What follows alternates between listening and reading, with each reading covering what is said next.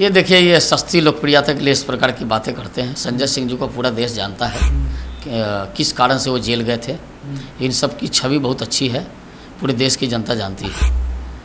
तो जिसके पार्टी के मुखिया मुख्यमंत्री हुए थे, इतना बेशर्म आदमी जो मुख्यमंत्री के पद पर बैठे हुए जेल तिहाड़ जेल में बंद है और तिहाड़ जेल से शासन चला रहा है। हिंदुस्तान की राजनीति, हिंदुस्तान के लोकतंत्र को कलंकित करने का काम इस प्रकार की पार्टी के नेताओं ने किया है।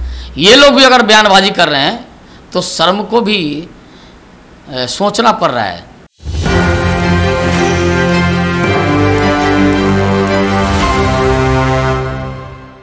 नमस्कार, मैं नंदन, आप देख रहे हैं एक न्यूज़ 24। देखिए, इस वक्त हमारे साथ जुड़े हुए हैं भाजपा बिहार प्रदेश के प्रवक्ता राकेश सिंह जी। बात करेंगे मुख्तार अंसारी, नाम से तो आप वाकिफ होंगे ही। उनके भाई अफजल अंसारी ने कहा है कि बीएसपी और सपा एक साथ होकर अगर लड़ती तो 150 सीट भी नरेंद्र मोदी नहीं जीत पाते। उनको पता नहीं है, सपा सांसद को एक समय में बुआ भतीजा और कांग्रेस सब साथ मिलकर लड़े थे। बहुत ज़्यादा दिन नहीं हुआ है। उनको हम याद कराना चाहते, तीनों एक साथ लड़े थे, कितनी सीटें आई थी, बहुत दिन नहीं हुआ है। लड़े क्यों नहीं? ये अफसोस क्यों कर रहे हैं? बेकार के अफसोस हो रहा है उनको। लेकिन पहले भी बुआ भतीजा और कांग्रेस तीनों सब साथ मिलकर चुनाव लड़े हैं। नतीजा क्या निकला था? इनको लग रहा है कि हम जीत गए हैं। भारतीय जनता पार्टी अभी फिर चुनाव होने वाली है, विधानसभा का चुनाव होगा 2 साल बाद, धूल चटा देगी। इसलिए थोड़ा होश में रहें ये लोग। अच्छा, ये अफसोस इस समय महागठबंधन को बहुत ज़्यादा हो रहा है। चाहे हम बात करें राहुल गांधी की, उन्होंने भी कहा था कि बनारस से अगर प्रियंका गांधी लड़ती तो नरेंद्र मोदी हार जाते, और अब अफजल अंसारी ने कहा कि अगर सपा बीएसपी साथ में रहती तो नरेंद्र मोदी हार जाते। तो अफसोस बड़ा हो रहा है। दरअसल क्या है, कुछ सीटें क्या आ गई, ये लोग इतराने लगे हैं। उत्तर प्रदेश में और देश में, देश भर में देश की जनता ने इन लोगों को सुपड़ा साफ कर दिया था। कुछ सीटें दे मिल गया है तो अब लगता है ये लड़ गए होते हो तो वो हो जाता, वो लड़ गए होते तो वो हो जाता। अरे तो पूरा बटालियन आप लोग लड़े थे, 2-2 चुनाव लड़े, क्या कर लिए? 2-2 बार लड़े हैं ना, पूरा टीम लड़े हैं। प्रियंका जी नहीं लड़ पाए तो रोका कौन है? आप लोग रोके हैं ना। भारतीय जनता पार्टी ने तो नहीं रोका है कि आप मत लड़िए प्रियंका जी। भाई आप सब लोग लड़े, सब हारे। राहुल गांधी हारे जब उत्तर प्रदेश, तो भागे वायनाड में जाकर शरण मिला। अब इस बार जीत गए तो लग रहा है प्रियंका जी नहीं लड़ी। अरे लड़ी क्यों नहीं लड़ी? लड़ाते क्यों नहीं हो? आप इसलिए नहीं लड़ाते हो कि तुम्हारी सत्ता हिल जाएगी। हो सकता है कांग्रेस टूट जाए, कांग्रेस में टूट हो जाए। प्रियंका जी ही शायद उसको, कांग्रेस के लोग उनको नेता मान ले, इसलिए आप प्रियंका जी को लड़ने नहीं दे रहे हैं। आप लड़ने तो दीजिए।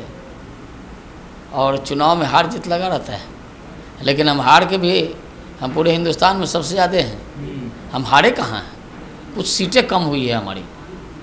अच्छा, अयोध्या को लेकर भी विषय बना हुआ है। यहाँ पर आप नेता, आम आदमी पार्टी के नेता संजय सिंह ने कहा है कि कुछ भाजपा वाले, कुछ लोग अयोध्या के सांसद अवधेश पासी को मारना चाहते हैं। ये देखिए, ये सस्ती लोकप्रियता के लिए इस प्रकार की बातें करते हैं। संजय सिंह जी को पूरा देश जानता है कि किस कारण से वो जेल गए थे।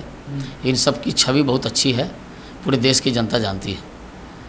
तो जिसके पार्टी के मुखिया मुख्यमंत्री हुए थे, इतना बेशर्म आदमी जो मुख्यमंत्री के पद पर बैठे हुए जेल तिहाड़ जेल में बंद है और तिहाड़ जेल से शासन चला रहा है। हिंदुस्तान की राजनीति, हिंदुस्तान के लोकतंत्र को कलंकित करने का काम इस प्रकार की पार्टी के नेताओं ने किया है।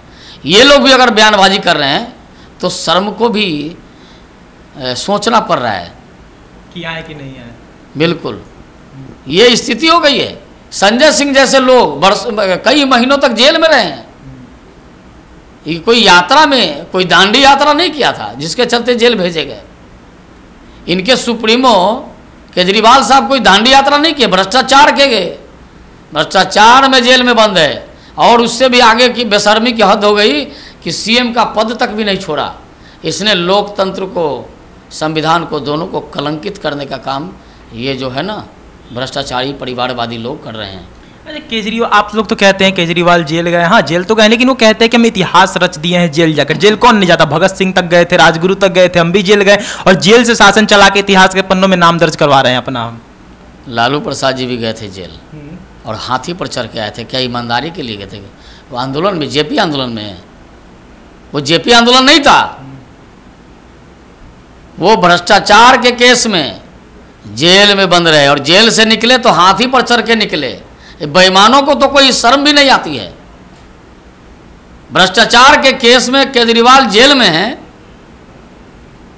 और कहते हैं कि हम ये करके गए, हमने कुछ किया ही नहीं। अरे आप कुछ नहीं किया तो जेल में क्यों डाल दिया कोई? ऐसा कोई प्रशासन में ऐसे बैठे कोई वैसा लोग नहीं। आप इल्जाम लगाते हैं कि ईडी बीजेपी का ही है। बीजेपी ने थोड़े ईडी को बनाया है। हमारे पहले के शासक जो लोग थे, जो देश में शासन किया है, हम तो सेवक के भाव में हैं, उन लोगों ने बनाया ना। संस्था तो बनानी पड़ती है ना। भ्रष्टाचारियों पर अंकुश लगाने के लिए कोई ना कोई संस्था का निर्माण करना होता है। वो सरकार चाहे जिसकी भी हो, और उसका इम्प्लीमेंट करना वो उसमें बैठे अधिकारियों का है। अगर कोई सरकार आ जाए और सारे सिस्टम पर अंकुश लगा के बैठ जाएगा, तब तो कोई भ्रष्टाचारी पकड़ा नहीं जाएगा, किसी पर कोई आरोप नहीं लगा पाएगा, तो पूरा देश को बेच के खा जाएगा ये लोग। ये केजरीवाल जैसे लोग अगर देश में हो जाए, संजय सिंह जैसे लोग, लालू प्रसाद जैसे, तेजस्वी प्रसाद जैसे लोग अगर हो जाए, तो पूरे देश को पुड़िये में बेच के खा जाएगा ये लोग। देश की जनता ऐसे ही लोगों से दूर रखने के लिए, देश को सुरक्षित हाथों में रखने के लिए नरेंद्र मोदी को जिताया और इन लोगों को धूल चटाया। चलिए एक आखिरी सवाल राकेश जी आपसे लेंगे। विधानसभा चुनाव आने वाला है, लगभग 1-1.5 साल में विधानसभा चुनाव होगा। क्या कुछ लग रहा है इस बार बिहार में कुछ बदलाव होगा? बिहार में फिर से एनडीए की सरकार नीतीश कुमार जी के नेतृत्व में बनने वाली है। भारतीय जनता पार्टी के नेतृत्व करता है बिहार में सम्राट चौधरी जी, विजय सिन्हा जी, और जदयू के सर्वमान्य नेता नीतीश कुमार जी, मांझी जी, चिराग पासवान जी, पारस जी, उपेंद्र कुशवाहा जी, ये सब एनडीए के मजबूत घटक दल के नेता हैं। इन सबों के द्वारा एनडीए एकजुट होकर नीतीश कुमार जी के नेतृत्व में फिर से हम 25 में उतरेंगे और पूरे मैदान से इन लोगों को बाहर करने का काम करेंगे। आपको बता दिए, पहले भी हम बताए हैं कि जब भी 4 सीटें आती है राष्ट्रीय जनता दल को, और कांग्रेस को 1 सीट कभी अगर आ जाती है, तो इस बार तो 3 सीट आ गया, तो इसीलिए इन लोग बौड़ा गए हैं। 3 सीट में ही बौड़ा गए।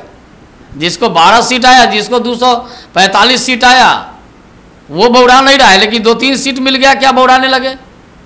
तो 4 सीट जब भी राष्ट्रीय जनता दल को आया, अगले चुनाव में तो विधानसभा में इस बार साफ हो जाना है, उसका साफ फार्मूला है।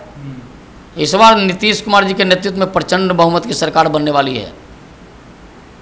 भाजपा 100 पार करने वाली है, जदयू भी 100 पार करने वाली है विधानसभा। बिल्कुल, हम लोग टोटल इनको हाशिए पर लाने वाले हैं।